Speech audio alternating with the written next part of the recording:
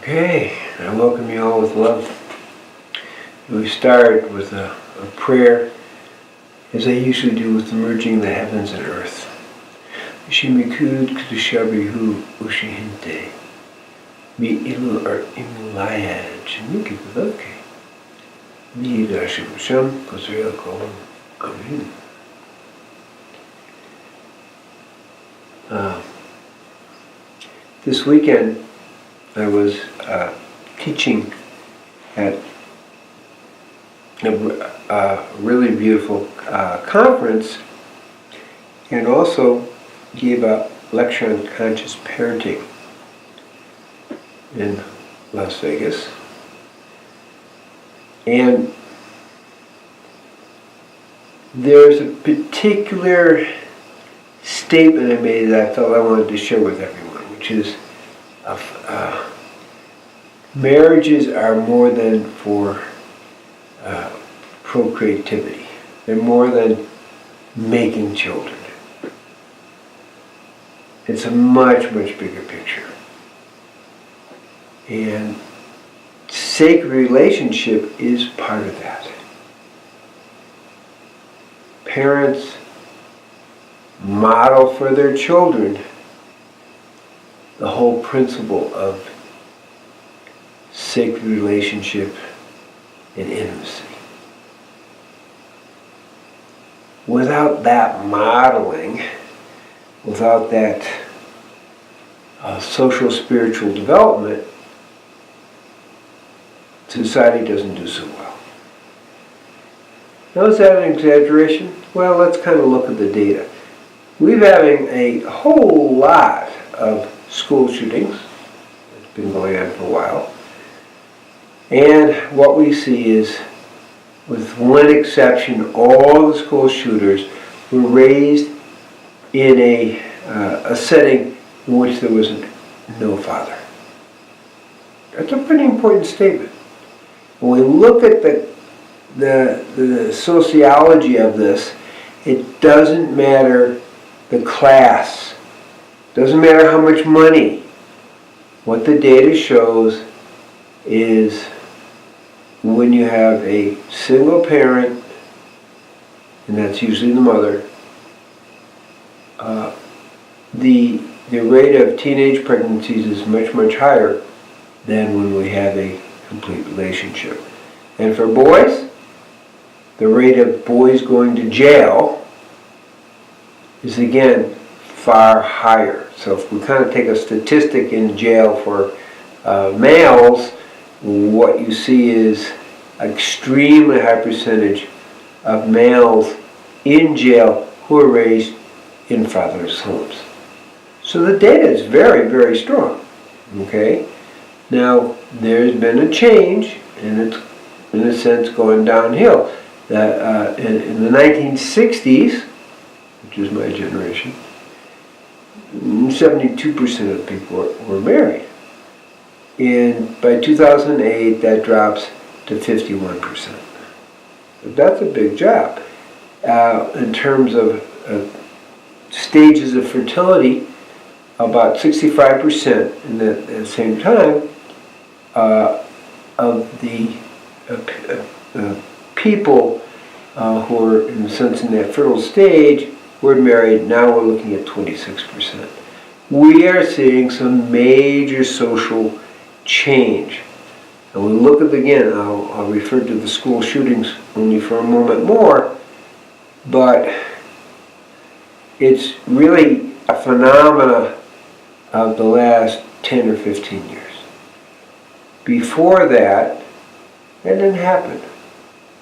Now, this isn't about guns, okay, but we can clearly see with the least amount of logic, the guns aren't the problem. The problem is, children and boys being raised in homes without a father. The data is overwhelming. Enough said there. That's the downside. Now, what is the upside? The upside is the tremendous importance of a complementary relationship as a intimacy modeling for the children growing. That's really important. That's what we're talking about. And you can see the breakdown. You can see in Europe, this is a little amazing to me, but Europe, Japan, they're actually having more and more brothels of robotic sex. It's like, this is getting crazy, okay? What needs to happen is to understand that relationship, marriage, which is a longer commitment, is the new frontier in spiritual life. Sacred relationship is a huge egoic challenge. You have to take the risk to be in an intimate relationship. You have to take the risk to actually be open. But in that process, we are able to move into being full human beings. Now there's an ancient secret here, is that one becomes two becomes one. It's kind of really the theme here. One becomes two becomes one. What I'm talking about is we on multiple levels, we're born into that unity and oneness. We then to see separation there, and then we go back into oneness. No, that's played out in relationship too. You come from the one, and then as we differentiate, we see differentiation would become two, and then marriage, sacred relationship brings us back into one, and the cycle begins again. So it's a level of consciousness, because as we wake up spiritually, we also see the oneness in everything. One becomes two becomes one. Kind of a riddle, but when you get it, it's a pattern of balance in society. And it's a pattern as a path of liberation. So marriage is really a spiritual path, more so than just for procreation. It creates balance. I want to say, if we kind of really look at the statistics, marriage balances the tendency, particularly for teenage and 20 males in their 20s, it actually balances the energy, so that instead of being a toxic male energy that people are talking about, which we can tell from the statistics becomes so, it becomes incredible creative force. That's something to really see, that balance really does make a difference. And we can see this statistically, we can see, again, about creative force. And so this whole teaching that I'm sharing is, one, the importance of marriage as a way of bringing people into the highest spiritual capacity.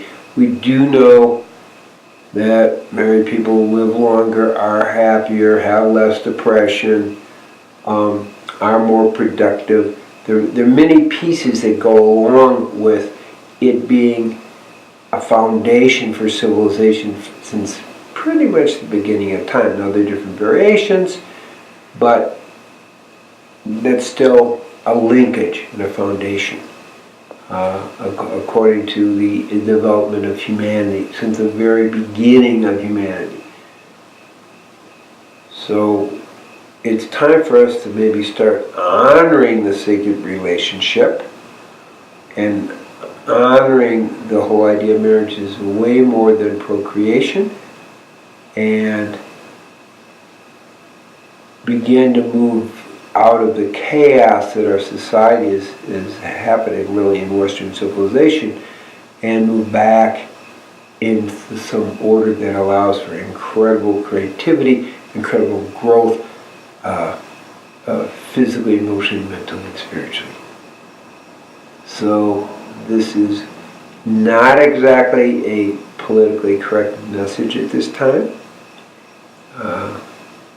but I want to say that we're really looking at going beyond being politically correct into being emotionally, mentally, and spiritually elevated. So may everybody be challenged and blessed by this message. Shalom, shalom, shalom. Om Shanti, Shanti, Shanti. Om Attack